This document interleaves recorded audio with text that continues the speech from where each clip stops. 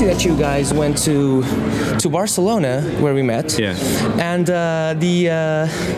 we went to Barcelona, and then you guys went back to the US. Went to the US and went to Toronto as well. Yeah. Right. And then came back. You must be exhausted. No. No, that's really. No, I feel fine. I mean, it's because, okay, so I think initially the schedule was a little bit different, similar. I mean, how it was mapped out. We wanted to hit, lots of places at a similar sort of time, but the schedule was okay. But then Primavera Portugal came a little later to say, hey, we want you to. It wasn't, we didn't book the Portugal one at the same time as the Spain one.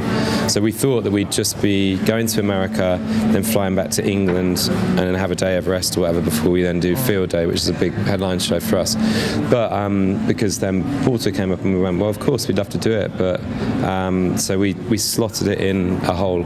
But it's fine, we were okay. We upgraded, the band upgraded themselves on the plane, so as soon as we sat on the plane, we popped a sleeping pill and put the beds, we had the sort of, we just slept, so I slept fine. I was pushed this morning, I didn't even know that the plane landed.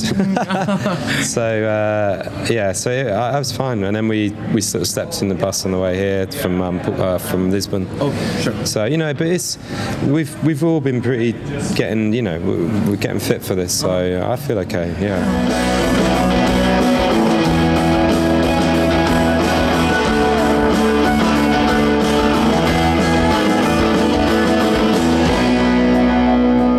Playing Primavera in Barcelona. I saw the show. It was amazing. It was amazing. Yeah. Was it amazing for you guys? That's my question. It was. It wasn't really until afterwards that I realised the scale of it, because I'd walked around a little bit, but not much, and I knew that I'd got some family and friends there who were in the VIP section for the main stage, which is like halfway back and after the show I went there to meet them, and I was just like, wow, it's huge. And it was like, then I realised like what we'd done in a way. I mean, when I guess in a sense we've got the same crew, we've got the same monitoring system now, so what we try and do from stage to stage is just to feel comfortable with the monitoring and that it's another show. But I realised when we were playing, this is a big show, I could just sort of see a sea of people, but you can't really, it's kind of, you can't really understand it from where you are, until, like I say, until you go out and see it, and it was huge. Yeah, I think it's got to be probably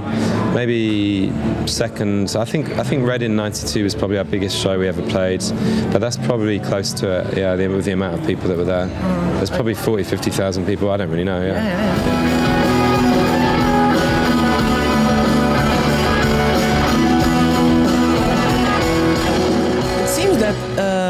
That your sound, it was perfect for that huge space, and so it seems like you guys have been playing for big crowds for a long time. Have you played any clubs in the past 20 years?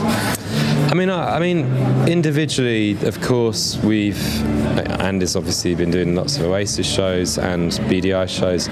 I also did lots of big shows with Rhinoceros, which maybe a lot of people don't know that, but I was doing guest vocal for those. So we did some big shows, like headline in Benicassim and stuff. I think with the sound, it's all about having a good crew and a great sound man, and also we've individually been working on our own sounds so that it just is bigger. I mean, this was the challenge. We couldn't come back and be the same as what we were, because when we were doing what we were doing back then, we were generally playing sort of smaller shows and not such big festivals all the time. We did Reading, which is a big festival, of course, and we did Glastonbury. But so we knew that when we came back, we'd have to make this work on a bigger stage. And I think that we've worked hard to do that. The challenge has been to come back, and not just come back and just kind of be like just the same, but not better than it. Well, we had to come back and make it sound bigger and better. So that's what we've been working on doing. Yeah. And I had the chance to meet you guys at Barcelona. It was lovely. You guys were very pleasant and very nice. And I had the chance to ask this or tell this little story to Lawrence, and I believe I didn't tell you, because when I was a kid, I bought Tarantula, and I also had Going Blank Again. But the Tarantula album, the back of the CD, the inlet thing I don't know, the thingy. I also had it said Ride Tarantula, obviously, but then I also had another CD, the first one by the Cardigans, much more or less around the same year, like 96 or 97 or something. And for some reason the distribution in Portugal was they made a mistake, and the Cardigans album also had the Ride Tarantula thing inlet. So the description on the side, when I organized my CDs vertically, I had two tarantulas by Ride. So I guess that's free promotion, I guess. I guess, yeah. I don't really know. I don't know anything about that. It's not even an album I know that well myself, because it was our last album. I still couldn't tell you the track listing from 1 to 11. It was a moment in time. But I'm really happy with some of the songs on it, and I'm happy that we're playing Black Knight Crash, because that's turning out to be really good. This wasn't even a proper question, but it was like an anecdote I thought you had to know. Yeah, that's good.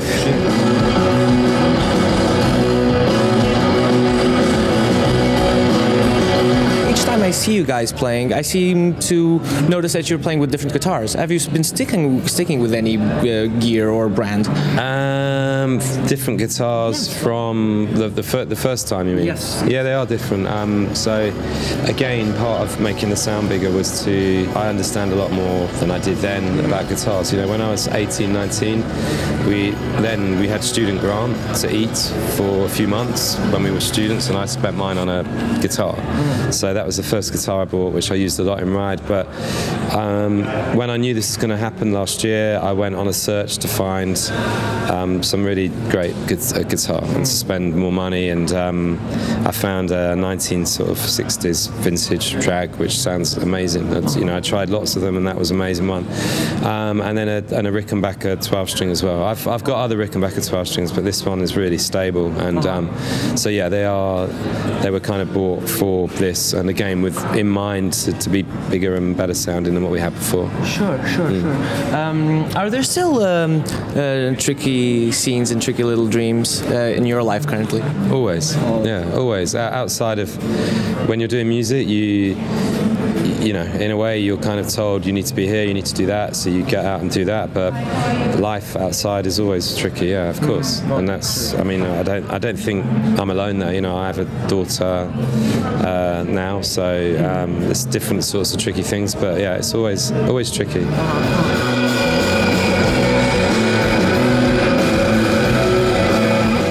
This also goes on a podcast called Made of Things, and it's based on the assumption that artists have dedicated their lives to playing music or doing whatever art they're doing because they heard something or watched something that made them that acted like a trigger that made them, I need to do this my whole life. Did you have that moment? Yeah, I did. What with? I had 2 or 3 moments like that. One with my uncle, who first played me when I was like 6, 7, 8 years old. He first sat me down in front of his big speakers and put on kind of Eddie Cochran loud, you know, and then also he put on Surf's Up, Beach Boys loud. You know, it's the first guy and Rock Around the Clock. But, you know, he was into rock and roll, you know, and so he was the first guy to really play me music loud, and it was just like, wow, and that's what he wanted to do. But then when I was a teenager, I also went to see like the Damned and the Colts live at the Oxford venue, and even people like Big Country, you know, which is kind of interesting. But Andy went to see the Smiths, which I'm already jealous about. I missed that one. But after I saw those 3 concerts in the new theatre, it was called, in Oxford, I just then thought that one day I'm going to be here with a band that I'm in and play this place. But I never thought I would. I mean, it was just to me a crazy ambition. But it was also around that time I was becoming close friends with Andy at school, and I think we shared maybe the same dreams in that way. And also, you know, we were probably what brought us together as school friends and all of the band is that we're all kind of complete music. We're just crazy about music. We love it, and I still am. That doesn't, if anything, even more in a way, because it's sort of it's something. Yeah, music's, that's it for me. It's something that is just incredible. It's a very powerful thing for me, and I feel very blessed that I treat it with respect, because a band can be there one minute and gone the next, and I understand that, like with Rides, what happened. So I'm even more respectful of that now, and I'm blessed that we can do this again and feel this feeling of kind of voodoo that we have when we play together on stage, and take people on a kind of trip again. It feels really good. Yeah. It must warm your heart as well. It does. Yeah, I love it. I mean, and also I don't need to be. When I was younger, I used to be a bit of more of a kind of hippie, getting very stoned all the time and all of that, and always a bit like lost in space. I'm more present now. I understand what's going on, and therefore the shows are also better because I'm not always stoned out of my head anymore and stuff. So in a way, yeah, I'm feeling it more. Because all that stuff used to do when I was in my early 20s was just, I didn't feel it so much. It made me go sideways. But now I feel, because I'm not hiding behind, marijuana and all of that stuff. I still smoke now and again, but like not now before I play. You know what I mean? Sure. And in a way, the music. So you're finding something more in the music because you're more present. I'm more present now than I used to be. And that means that at times it's sometimes a bit more terrifying, but when it's feeling good, it feels even better. Yeah. So it's good. It's a good feeling. So it's the moral of the story is don't be afraid of your feelings, right? Yeah, and just I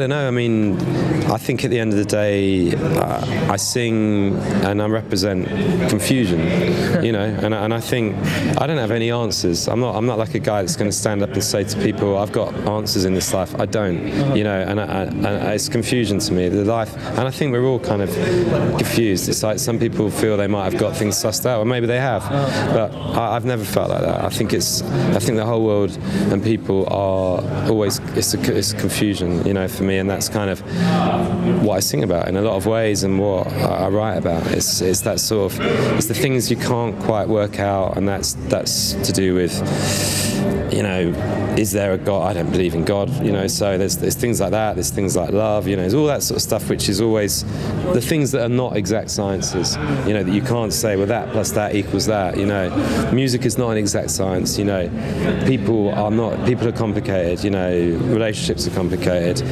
the world's complicated, politics are complicated, it's like, so I think there's loads of confusion and complication there to feed into a writing, and in the end, let's just hope that on moments like this, in places like this, you can do something to take people away from the confusion, just to make people understand that we're all kind of confused and vulnerable, in this mad world that we all live in, you know what I mean? Hopefully it's just, if it's a moment of liberation for people, then it's also for me, because I think it's really powerful, it's kind of, that's the power in it, yeah. Thank you so much, man. Thank you so much.